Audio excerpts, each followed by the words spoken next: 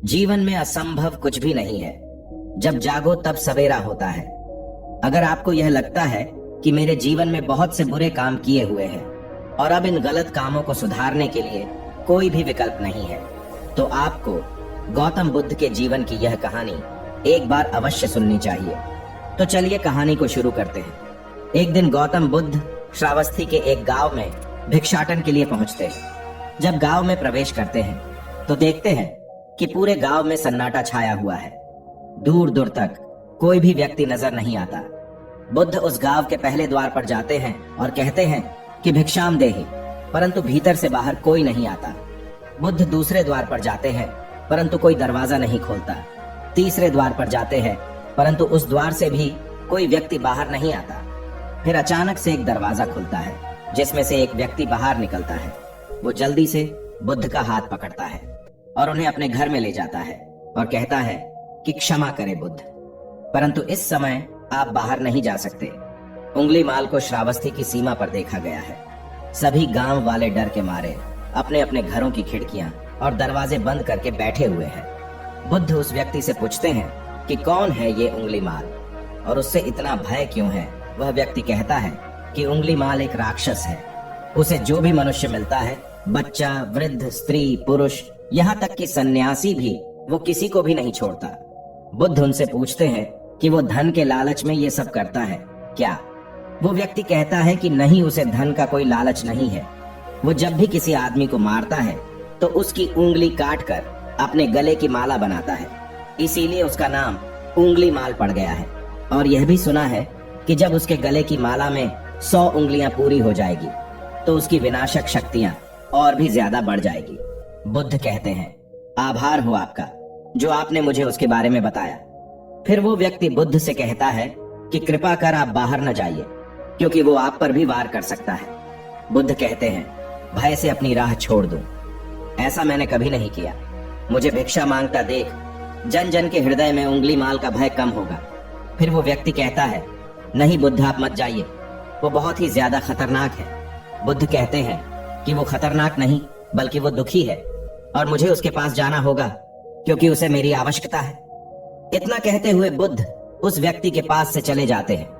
कुछ दूर चलने के बाद बुद्ध वन में प्रवेश करते हैं। वन में चारों ओर एक सन्नाटा छाया होता है। दूर दूर तक न तो कोई मनुष्य न कोई पशु पक्षी दिख रहा होता है, परंतु गौतम बुद्ध अपने मार्ग में आगे बढ़ते रहते हैं। अचानक बुद्ध के सामने उंगली माल आकर खड़ा हो जाता है। उसका रूप इतना डरावना है कि कोई भी व्यक्ति उसे देखकर ही भयभीत हो जाए। उसके गले में उंगलियों की माला होती है। चेहरा और हाथ रक्त से सने होते हैं और शरीर बलशाली होता है। उसका रूप इतना भयानक होता है कि किसी भी साधारण व्यक्ति के प्राण तो उसे देखते ही निकल जाए, परंतु बुद्ध पर उंगली माल के डरावने रूप का कोई असर नहीं होता है। बुद्ध कुछ क्षण तक शांत मुस्कुराहट के साथ उंगली माल की तरफ देखते हैं, फिर उसकी बगल से निकलकर अपने मार्ग में आगे बढ़ जाते हैं। बुद्ध को ऐसा करते देख उंगली माल को यह समझ नहीं आता है कि उसके साथ ये हो क्या रहा है। वह मन ही मन सोचता है कि मुझे देखकर लोग या तो भाग जाते हैं या मुझे देखकर मर जाते हैं या मुझसे अपने प्राणों की भीख मांगने लगते हैं। मैंने कई सन्यासियों को भी मारा है, परंतु मैंने आज तक कोई ऐसा व्यक्ति नहीं देखा जो मुझे नजरअंदाज करके अपने मार्ग में आगे बढ़ जाए। या तो इसने मुझ पर ध्यान नहीं दिया होगा या फिर हो सकता है कि यह देख ही ना सकता हो, परंतु मुझे इससे क्या मतलब, मुझे तो अपने गले की माला पूरी करनी है। उंगली माल बुद्ध को आवाज लगाता है, ए साधु रुक। फिर भी गौतम बुद्ध उंगली माल को नजरअंदाज करते हैं और अपने मार्ग में आगे बढ़ते रहते हैं। उंगली माल बहुत ज्यादा क्रोध में बुद्ध को आवाज लगाता है, ए साधु रुक। फिर भी गौतम बुद्ध उंगली माल को नजरअंदाज करते हैं और अपने मार्ग में आगे बढ़ते हैं। उंगली माल तीसरी बार ज्यादा क्रोध में होकर आवाज लगाता है, ए साधु रुक। बुद्ध रुकते हैं। उंगली माल बुद्ध के पास जाता है और कहता है कि मेरे आदेश देने के बाद भी तू रुका क्यों नहीं। फिर बुद्ध कहते हैं, मैं तो बहुत पहले ही रुक चुका हूँ, तुम ही चलते जा रहे हो। उंगली माल ये समझ ही नहीं पाता है कि बुद्ध क्या कह रहे हैं, परंतु वो इतना जरूर समझ जाता है कि सामने खड़ा व्यक्ति उससे थोड़ा भी नहीं डर रहा है। उंगली माल बुद्ध को डराने के लिए चिल्लाकर पूछता है, ए साधु, मुझसे भय नहीं लग रहा है क्या? मैं आदि मानव हूँ। बुद्ध कहते हैं कि नहीं, तुम मानव हो, बुद्ध की यह बात उंगली माल के हृदय पर लगती है। पहली बार उसे किसी ने मानव कहा था, परंतु वो इस बात को नजरअंदाज करने का प्रयास करता है और बुद्ध से पूछता है कि ए साधु, तूने ये क्यों कहा कि तू कब का रुक चुका है, जबकि तू तो चल रहा था, और तूने ये क्यों कहा कि मैं नहीं रुका। बुद्ध कहते हैं कि मैं बहुत पहले ही रुक चुका हूँ, यानी मैंने ऐसे सारे बुरे कृत्य करना पहले ही छोड़ दिया है जिससे कि व्यक्ति को कष्ट पहुंचा सकते हैं। सब जीना चाहते हैं, बस तुम उन्हें करुणा से देखने का प्रयास करो। गौतम बुद्ध के ये शब्द दोबारा से उंगली माल के हृदय पर चोट करते हैं, परंतु वह दोबारा से बुद्ध की बातों को नजरअंदाज करने का प्रयास करता है। इस बार वह और क्रोध में भरकर बुद्ध की गर्दन पर अपनी तलवार रख देता है, जिससे वो लोगों की हत्या किया करता था, और बुद्ध से चिल्लाकर कहता है, नहीं, मानव में ना तो प्रेम है ना ही करुणा है, सिर्फ छल और कपट है, इसीलिए मैं सबकी हत्या करूंगा और किसी को जीवित नहीं छोड़ूंगा। बुद्ध कहते हैं, तुम्हें लोगों ने बहुत दुख दिया है। उंगली माल क्रूरता मनुष्य अज्ञान के कारण ही करता है।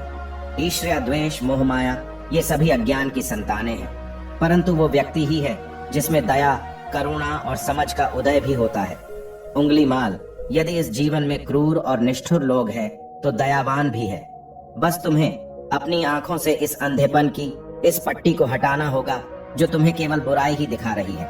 तीसरी बार बुद्ध शब्दों को सुन उंगली माल का खुद पर से संयम हट जाता है। उसे समझ नहीं आता कि पहली बार उसे अपने आप इतना कमजोर क्यों महसूस हो रहा है। वो कोशिश तो करता है क्रोध करने का, परंतु कर नहीं पाता है।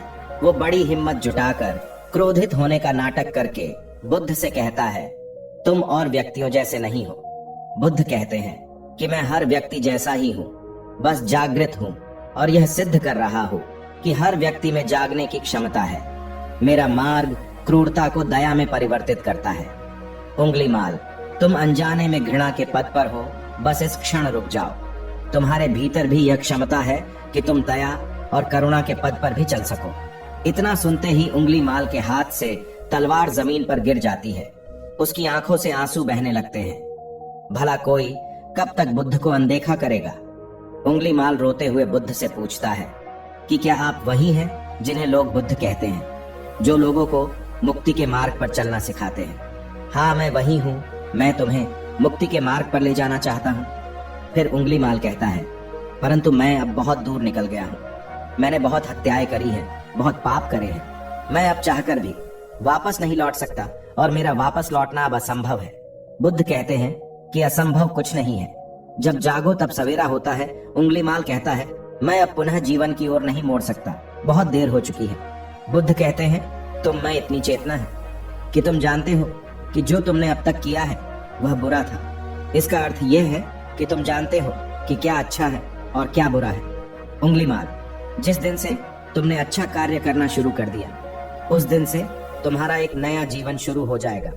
फिर उंगली माल कहता है, मैं कितने भी अच्छे काम कर लूं, परंतु लोग मुझे उसी दृष्टि से देखेंगे और मुझे चैन से जीने नहीं देंगे। बुद्ध कहते हैं कि उंगली माल, यदि तुमने हिंसा का मार्ग छोड़ा तो मैं तुम्हें मार्ग दिखाऊंगा और तुम्हारा संरक्षण करूंगा और तुम्हें लोगों की घृणा से बचाऊंगा। बस पहला कदम तुम्हें ही उठाना होगा। उंगली माल पूछता है, क्या ये हो सकता है? बुद्ध कहते हैं, अवश्य हो सकता है। उंगली माल रोते हुए बुद्ध के चरणों में गिर पड़ता है और कहता है कि मैं आपको वचन देता हूँ कि मैं सारे बुरे कृत्य करना छोड़कर और आपके पीछे करुणा के पथ पर चलना सीखूंगा। कृपा कर आप मुझे अपना शिष्य बना लीजिए। बुद्ध कहते हैं कि मैं किसी को अपना शिष्य नहीं बनाता, बल्कि व्यक्ति स्वयं मेरे संग से जुड़ जाता है। उंगली माल उसी समय बुद्ध का भिक्षु बन जाता है।